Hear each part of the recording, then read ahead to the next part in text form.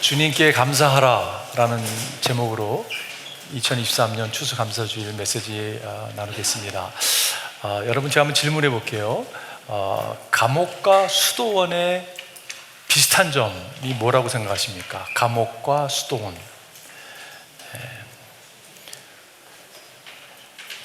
비슷한 점이 옷도 좀 이렇게 컬러풀하지 않는 옷 입고 다니는 얘기죠.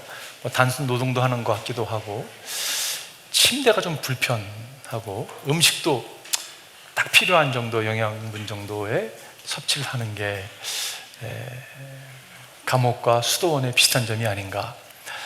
그런데 만약에 다른 점이 있다면 무엇일까요? 어떤 분은 다른 점을 불평과 감사가 다르다라고 이렇게 이야기를 합니다. 근데 제 질문이 하나 생겼어요. 그러면 어디가 불평을 많이 하고 어디가 감사를 많이 할까? 사실 그 질문은 잘못된 질문이죠. 감옥에 있어도 여러분 감사할 수 있습니다. 그렇죠? 수도원에 있어도요 늘 불평할 수 있습니다. 그거는 그 사람에게 달려있는 거죠. 감사는 선택입니다. 여러분, 그 감옥과 수도원은 그 불편함이 있는 거죠. 근데 인생에도 여러분 불편함이 찾아옵니다. 여러분은 요즘에 무슨 불편함이 있으십니까? 여기 저희 모세 어르신들도 계시고 그런데 노화라는 것이 불편하게 찾아올 수가 있습니다. 갑자기요 잘 보이던 눈이 좀 침침해질 수가 있어요. 노화인지 모르겠지만 밤에 요즘 운전하는 게 조금 두려운 마음이 생겼습니다. 왜냐하면 이전처럼 환하게 보이지 않는 것이요, 이 모빌리티가 몸을 움직이는 것이요 옛날처럼 이렇게 잘 못 움직이는 모습 또한 발견하게 됩니다. 그리고 자꾸 깜빡깜빡하는 거예요. 여러분, 이런 불편함이 인생에 찾아올 수가 있어요. 꼭 노화가 아니더라도 우리 삶에 여러 가지 어려움을 겪는 것이 우리의 인생이에요. 그것이 육체적인 어려움이 될 수도 있고, 경제적인 어려움이 될 수도 있고, 관계 어려움이 될 수도 있죠. 그런 불편함이 찾아올 때 여러분과 저에게는 선택권이 있습니다. 불평할 수도 있고 감사할 수 있는 것이에요. 하나님의 사람들은 감사를 선택하는 사람들입니다. 왜냐하면 감사를 선택할 조건이 너무 많은 거예요. 그것이 바로 예수 그리스도죠. 우리가 정말 감사해야 될, 오늘 우리 아이비 기도 우리가 박수까지 쳤는데, 박영배 집사님과 우리 박나래 집사님 딸입니다. 그 기도 가운데 여러분 핵심을, 얘가 복음의 핵심을 알고 있는 거 아니에요, 그죠? 얼마나 많은 거 감사할 수도 있겠지만, 터키 먹는 거 감사할 수도 있겠지만, 하나님의 정말 사랑에 감사하는 여러분과 제가 그런 사람들이에요. 그 사랑을 받고 있는 사람들이죠. 오늘 본문은 골로새서 3장은요 기독교인이라면 이렇게 살아야 됩니다고 하는 겉면의 말씀이 나열되어 있습니다. 그 중에 핵심, 오늘 특별히 이게 3장 12절부터 17절까지 어떻게 살아야 되는 것을 나열하고 있는데, 그 중에 딱 15, 16, 17절을 딱 뽑는다면 그 핵심의 단어는 감사입니다. 구절마다 감사가 소개되고 있는 것을 볼 수가 있어요. 하나님의 사람들, 우리의 정말 어떻게 보면 캐릭터리스틱, 특징이 있다면 그건 감사하는 삶을 살아가는 사람이에요. 꼭 감사 주일이 아니라 늘 우리 삶 가운데 여러분 감사가 흘러넘치는 여러분과 제가 되기를 주님으로 축원드립니다. 오늘 어떻게 하면 우리가 감사를 늘 붙들고 살아갈 수 있을까에 대한 오늘 겉면의 말씀을 오늘 나누고 싶어요. 첫 번째는요, 그리스도의 평화가 여러분의 두려움을 지배하도록 하십시오. 여러분, 그리스도의 평화, 예수님이 The Prince of Peace라고 성경은 이야기하고 있죠. 예수님이 태어날 때 천사를 통해서 하늘에는 영광, 땅에는 평화라고 이야기했습니다. 그래서 평화가 찾아왔습니까, 여러분? 평화가 있습니까? 현실을 보면 평화가 없는 것 같아요, 그죠? 여러분, 전쟁이 어느 역사가가 3200년 정도의 역사를 쭉 연구하면서 그동안 전쟁이 이 땅에 없었던 해를 뽑아보니까 200 몇 년밖에 없는 거예요. 매해마다 전쟁이 일어났습니다. 가장 피를 많이 흘렸던 세기를 뽑으니까 20세기였어요. 근데 오늘 21세기를 맞이한 우리의 삶 가운데 여전히 전쟁이 끊이지 않고 있는 것을 알 수가 있습니다. 그래서 여러분, 예수님이 하늘의 영광, 땅의 평화를 가져오셨습니까? 안 갖고 온 것 같죠? 네, 가져오셨어요. 네. 근데 예수님이 말씀하시는 평화는 우리가 생각하는 평화와 다른 것을 알 수가 있죠. 갈등 가운데, 갈등이 없어지고 전쟁이 없어진 것이 평화가 아니라 갈등과 두려움과 전쟁이 여전히 있지만 그 가운데 주님께서 평화를 가지고 오시는 것이에요. 그 평화가 찾아올 때 우리가 경험되는 것은 하나님의 임재입니다. 여러분, 놀라운 사실이요, 우리가 예수님을 예배하고 함께 모여서 하나님을 높일 때 이 가운데 하나님의 임재가 임하는 것이요, 그럴 때 여러분 예배를 소중히 여기게 됩니다. 여러분, 하나님의 임재가 있을 때 우리는 하나님을 만나게 되잖아요, 그죠? 그리고 우리는 감사할 수 있는 것이에요. 여기서 지금 오늘 13절에 보니까 그리스도의 평화가 여러분의 마음을 지배하게 하십시오. 마음이 얼마나 중요한지 모르겠어요. 우리는 환경에서 일어나는 일들 때문에 좌지우지하고 힘들어하고 어려움을 겪고 있지만 사실 중요한 것은 마음이 중요한 거죠. 근데 여러분, 마음에 그리스도의 평화로 하여금 지배하도록 하십시오라고 선포하고 있는 것이 이 명령문입니다. 지배하도록 하십시오. 무엇 지배해요? 전쟁 가운데, 갈등 가운데, 두려움 가운데 지금 그리스도의 평화가, 여기서 지배하도록 하십시오라는 표현이 어떤 표현이냐면요, 언어를 찾아보게 되면 여러분 영화 같은 데 보면 법정에서, 이 법정 용어인데 변호사가 이 일을 제기합니다 이런 표현하잖아요, 그죠? Objection, Your Honor 이렇게 얘기하면 재판관이 그거를 갖다 디스미스 시키기 위해서 뭐라고 했냐면 Objection overrule 이라고 얘기합니다. 무슨 말이냐면 너 조용히 해, 앉아, 이 얘기죠. 여러분, 우리 삶에 두려움과 전쟁과 갈등이 쫙 올라와요. 그럴 때 여러분, 거기에 대해서 그리스도의 평화가 여러분의 마음을 지배하도록 하십시오라는 표현은 그 표현이에요. 두려움, be quiet, sit down, be quiet, 잠잠해, 이렇게 이야기하고 있는 거죠. 그 그리스도의 평화가 여러분과 제 삶을 지배하게 할 때 여러분, 우리 마음 가운데 주님의 임재를 경험할 뿐 아니라 감사와 감격이 터져나오는 것을 보게 돼요. 그리스도의 평화가 우리의 삶을 지배한다는 의미가 무엇일까?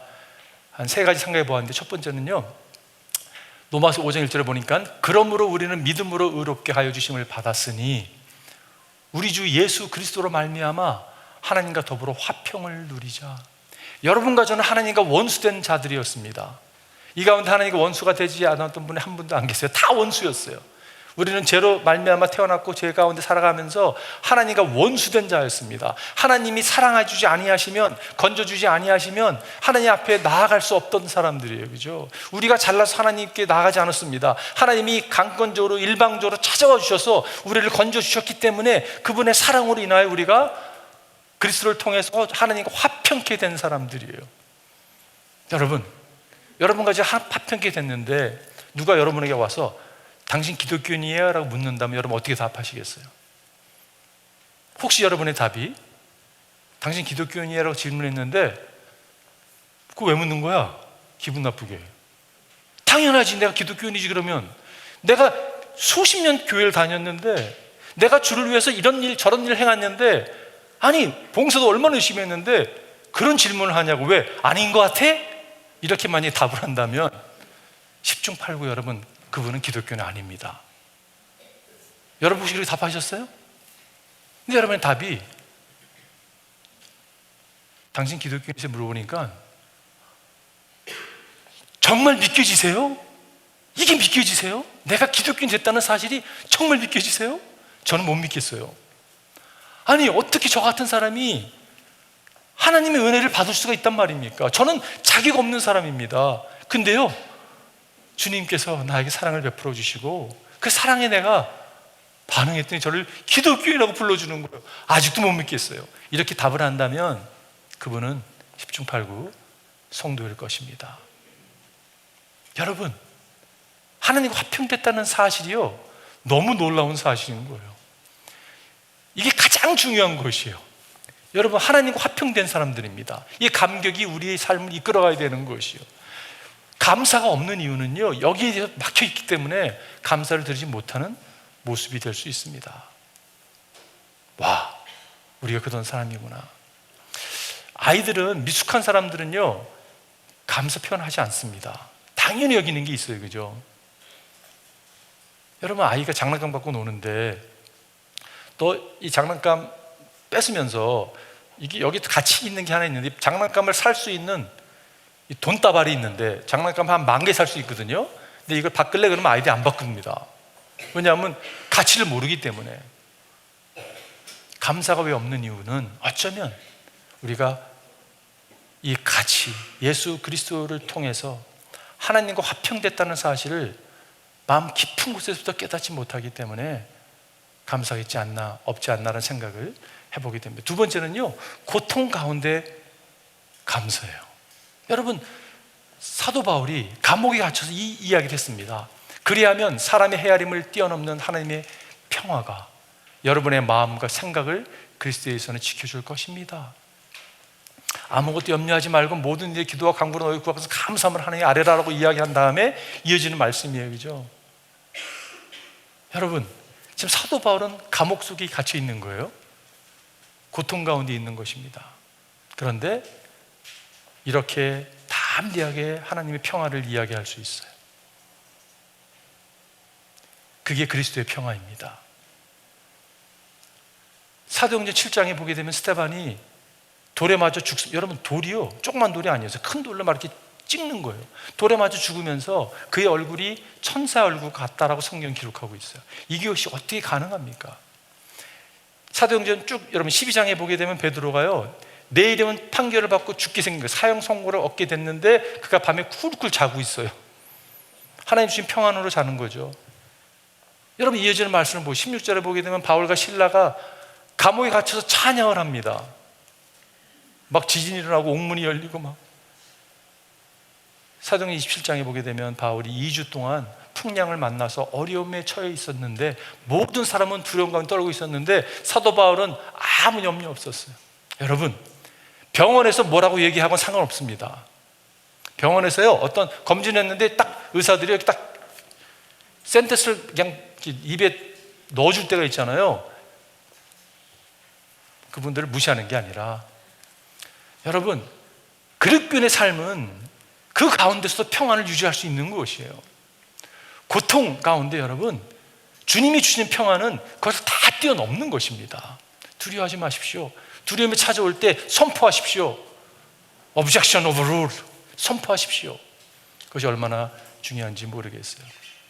또한 서로 가운데 여러분 관계에 있어서의 평안을 이야기하고 있는 것을 보게 돼요. 여러분, 관계가 참 힘들면요, 다 힘들어요, 그죠? 근데 그리스도의 사랑은 우리를 하나로 묶는 것을 보게 됩니다. 사단은 어떻게 하든지 나눠놓으려고 그래요.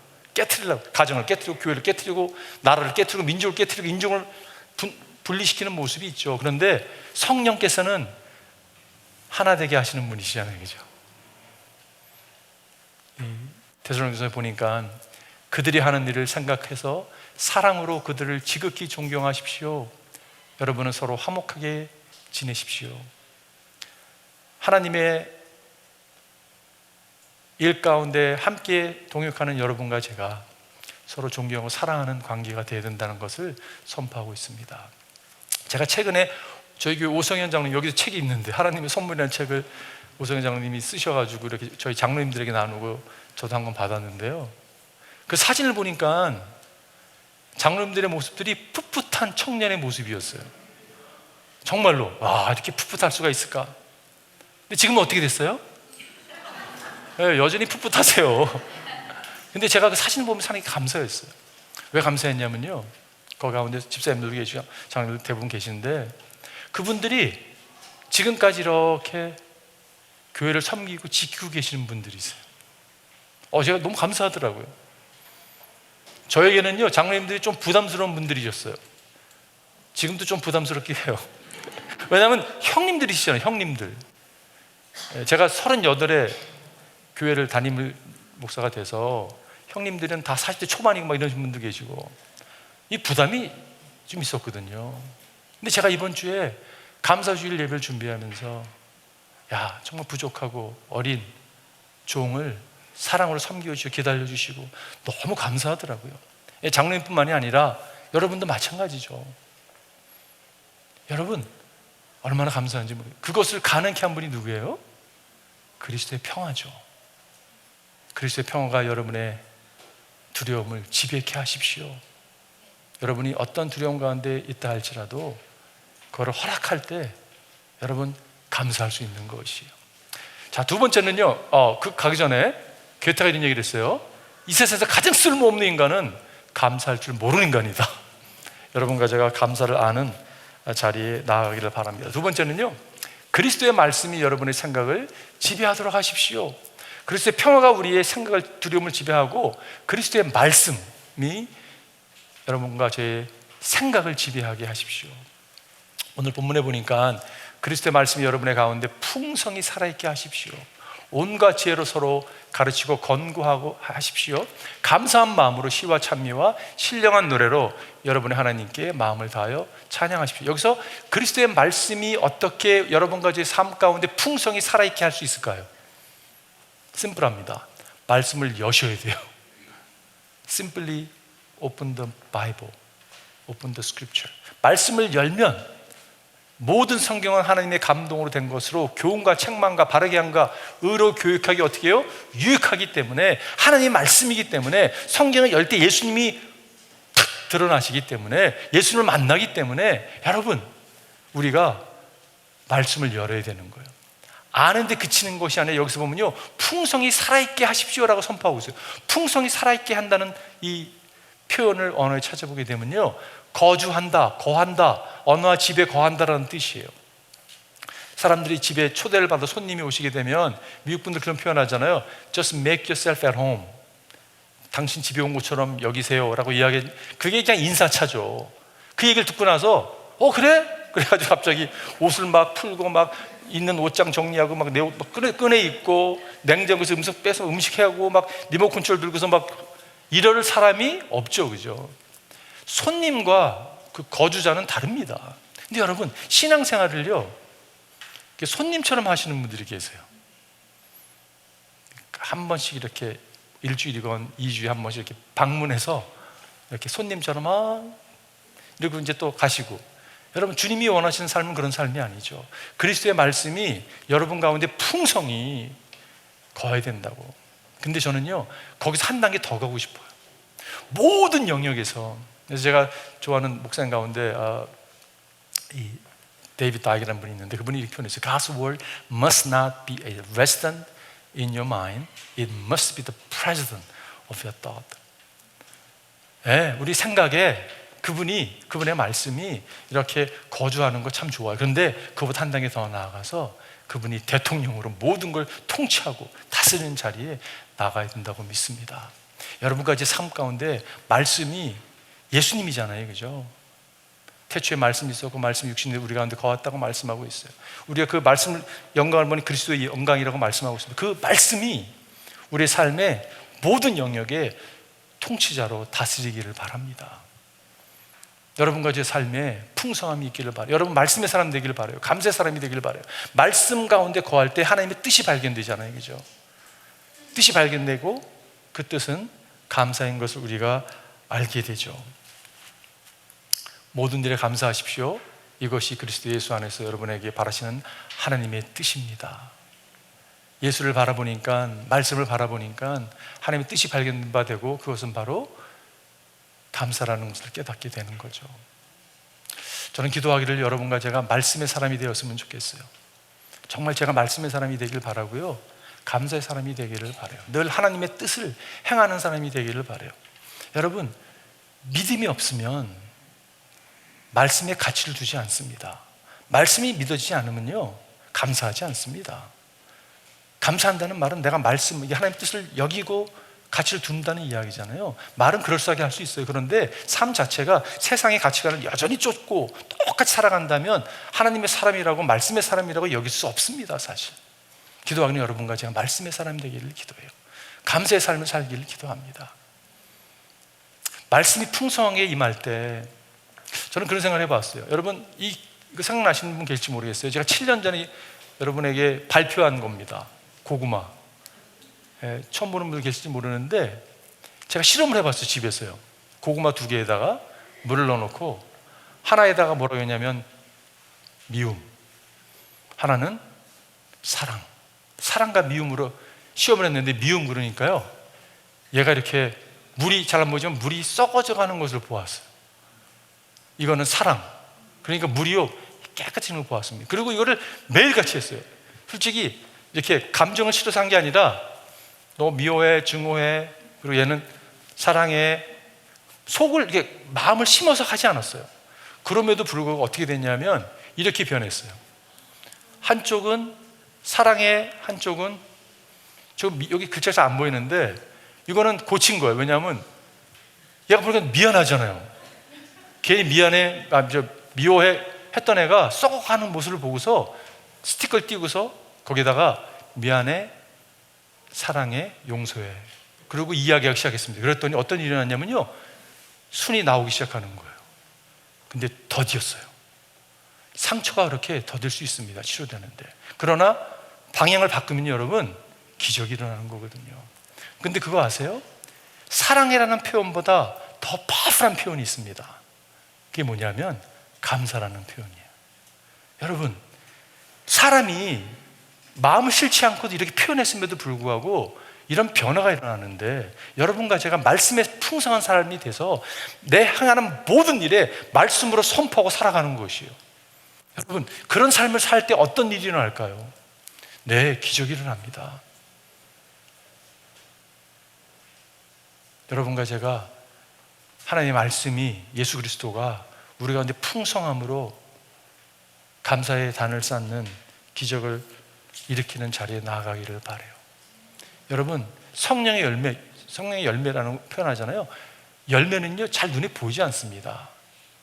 근데 시간이 지나면 딱 보여지는 거거든요. 우리가 말씀의 삶을 살기 시작했을 때 눈에 보이지는 않지만 하나님의 시간에 열매 맺는 자리에 나가게 된다는 것이. 마지막 3번째는요, 예수님의 이름이 여러분의 이름을 지배하도록 하십시오. Let the name of Jesus overrule your name.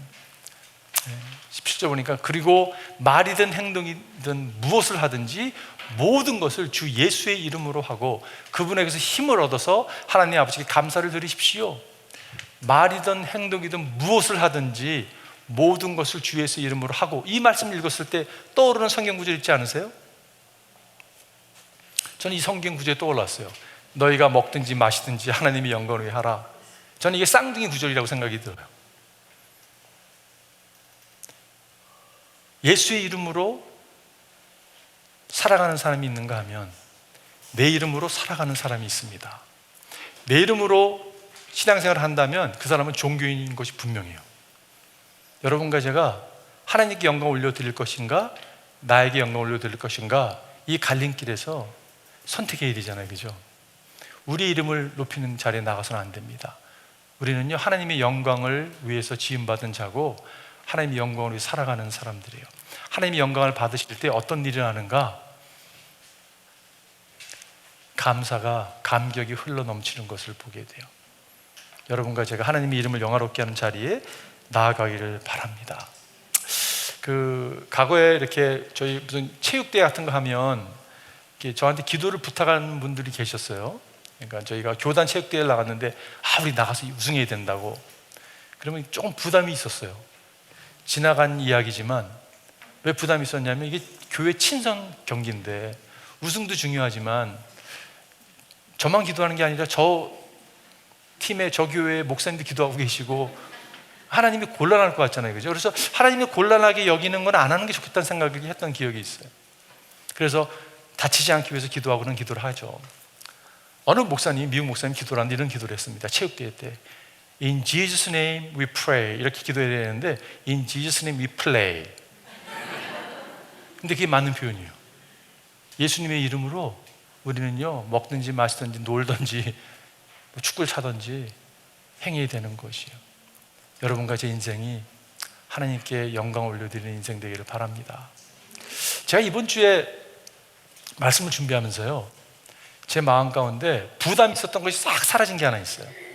제가 절기를 맞이하면 좀 부담되기도 합니다. 왜냐하면 이거 지금 절기 설교를 한 20번째 하게 된 거거든요. 그러면요, 과거 했던 설교를 쭉 끄집어냅니다. 그리고 이렇게 봐요. 이거 다시 써도 되겠는데? 예를 들어서 이제 그런 부담이 한두 번 하는 건 괜찮지만 같은 교인들에게 20번 가까이 설교를 하게 되면요, 미천이 떨어지는 것 같은 느낌이 들어요. 그래서 부담스러웠는데 제가 이번 주 깨달았어요. 아니다. 너무 기쁜 거예요. 왜냐하면 하나님이 절기에 절기 설교 하시는 걸 기뻐한다는 생각이 제 마음에 들어왔어요. 특별히 감사의 단을 쌓는 것이 얼마나 중요한가. 출애굽기를 묵상하면서, 레위기를 묵상하면서, 와, 하나님이 원하시는 게 이거구나. 하나님께서 뭐라고 말씀하시냐면 재물을 가지고 하나님 앞에 예배하자라고까지 명령하실 정도로, 아니 하나님 뭐가 필요하시다고 이렇게 요구하세요라고 생각이 들 정도로. 근데 그것이 왜 중요하냐면 이것을 통해서 하나님이 영광을 받으시기 때문에 그런 거예요.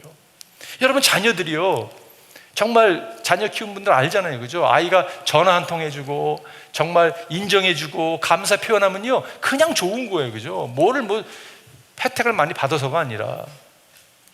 근데 비슷한 거죠. 하나님께 감사의 표현을 할 때 하나님이 영광을 받으시는 것을 보게 돼요. 오늘 시편 보니까 감사 제사를 하나님께 드리며 너의 서원한 것을 가장 높으신 분에게 갚아라 라고 말씀하고 있어요. 여러분, 하나님께 감사를 올려드리십시오. 하나님 인정해 주십시오. 그 황성수 박사님이라는 분 아시죠? 그분이 목사님이 되시기도 했고 저희 교회에서도 가옥에 오셔서 감사에 대한 설교를 하신 분이신데, 그분의 책에 보면 이런 이야기가 나옵니다. 미국에 있는 버스턴에 있는 한 우리 교포 아이가 고등학교 그 디베이트 대회에 나가서 우승을 합니다. 여러분, 하이스쿨 그 토론 대회에 나가서 우승을 하면요, 그거 아셨어요? 자동적으로 아이비리그에서 풀 스칼러십을 받으면서 전액 장학생으로 모든 아이비리그에서 초청을 한대요. 아셨어요? 우리 애 보냈어야 되는데, 그죠? 그런 생각 들죠? 한국 아이가 우승을 한 거예요. 근데 황성수 아마 박사님이 아는 사람이었던 것 같습니다. 그 부모님이. 그래서 물어봤대요. 비밀이 뭐냐고. 그러니까 그 부모님이 이야기해 주는 것. 아이를 키우신 분들은 지금 귀가 좀 솟긋할지 모르겠어요. 비밀이 이거였습니다. 감사 일기를 쓰게 했다고 해요. 5감사, 5가지 감사. 그걸 써가지고 그거를 저녁에 하나로 정리해서 발표를 하게 했대요. 그거를 못하면 잠을 안 지웠대요. 얼마나 무서운 부모님입니까? 이걸 통해서 아이가 무엇이 개발이 됐냐면 창의력부터 시작해서 논리력, 여러분 포용력까지 합해가지고 그런 것을 개발했다라고 이야기를 했습니다. 저는요, 그 얘기를 접하면서 감사의 대상을 알고 있는 것이 복인 거거든요. 내가 감사할 수 있는 것은 감사의 대상을 모르면 감사할 수 없는 거죠. 감사의 대상을 명확히 할 뿐더러 감사를 묵상해 보십시오. 와우, 너무 감사한 게 많은 거죠. 그거를 깨달았다고 저는 믿습니다. 여러분, 여러분과 제가 예수의 이름을 영화롭게 하는 자리에 나갔으면 좋겠어요. 우리의 이름을 추구하지 않았으면 좋겠습니다. 하나님의 이름을 영화롭게 추구하는 자가 나갔으면 좋겠어요. 제가 결론 지면서 팀 켈러 목사님이 금년에 돌아가셨죠. 그분이 돌아가시기 2달 전에 한 잡지사와 인터뷰를 했습니다. 인터뷰 내용이 뭐였냐면, 당신이 암에 걸려서 고통 가운데 계신데 암에 걸리기 전과 후의 차이가 있다면 무엇입니까? 라는 질문이었어요.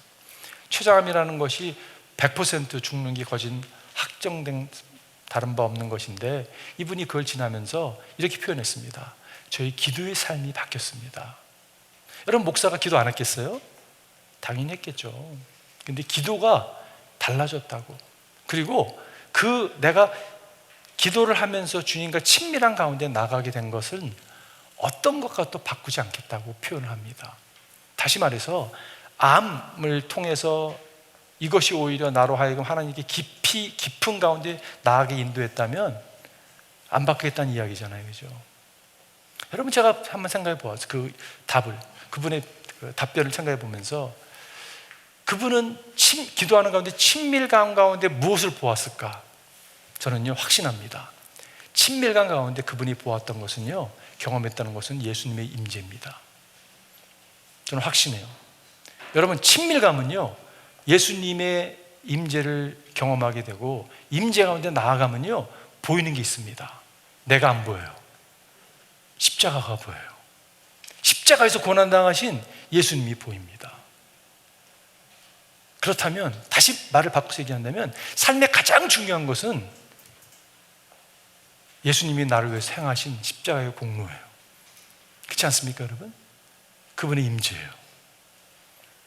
그러면서 연결됐던, 생각났던 찬양이 있습니다. 여러분 잘 아는 찬양이요, 제이어스의 찬양인데, 내 모습 이대로 사랑하시네, 연약함 그대로 사랑하시네, 나의 모든 발걸음 주가 아시나니 날 인도하소서.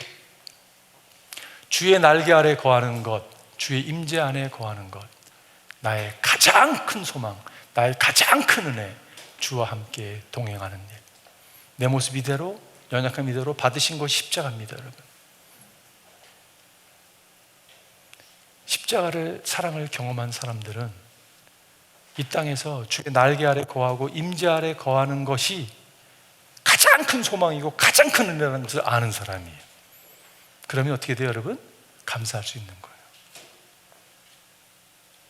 저는 기도하기로 여러분과 제가 하나님의 사람 됐으면 좋겠어요. 그 사랑을 바라보고, 영광을 바라보고, 평안을 누리고, 기쁨을 누리고, 그분의 이름을 영화롭게 하는 자리에 여러분과 제가 나갔으면 좋겠습니다. 우리 한번 기도하겠습니다, 여러분.